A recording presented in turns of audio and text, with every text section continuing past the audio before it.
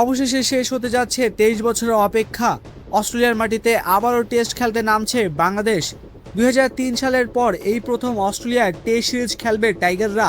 আর সিরিজের প্রথম ম্যাচ শুরু হচ্ছে বৃহস্পতিবার সকালেই। ডারউইনের মারার স্টেডিয়ামে বাংলাদেশ সময় সকাল 6:30টায় মুখোমুখি হবে বাংলাদেশ ও অস্ট্রেলিয়া।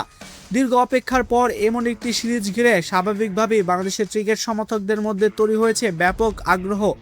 কিন্তু প্রশ্ন হচ্ছে, খেলাটি দেখবেন কোথায়? বাংলাদেশের কোনো টিভি চ্যানেল এবার এই সিরিজের সরাসরি সম্প্রচারের সত্ত্ব পায়নি। ফলে টেলিভিশনে সরাসরি খেলা দেখার সুযোগ থাকছে না দেশের কোনো স্থায়ী চ্যানেলে। তবে সমর্থকদের জন্য সুখবরও আছে। ডিজিটাল স্ট্রিমিং প্ল্যাটফর্ম ট্যাপম্যাট হচ্ছে সিরিজটির বাংলাদেশের একমাত্র অফিসিয়াল পার্টনার।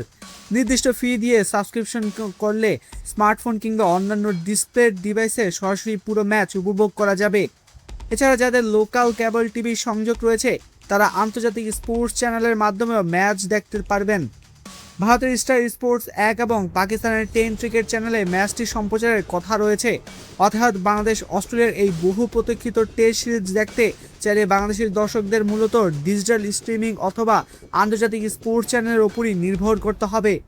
আর সবচেয়ে গুরুত্বপূর্ণ বিষয়, প্রথম টেস্ট শুরু হচ্ছে বাংলাদেশ সময় বৃহস্পতিবার সকাল 6:30টায়। 23 বছর পর অস্ট্রেলিয়ার মাটিতে বাংলাদেশের টেস্ট প্রত্যাবর্তন। এ ম্যাচে শান্তদের পারফরম্যান্স কেমন হয় সেটাই এখন দেখার অপেক্ষা। আপনি কি ভোরে উঠে বাংলাদেশ অস্ট্রেলিয়ার এই টেস্ট দেখতে প্রস্তুত?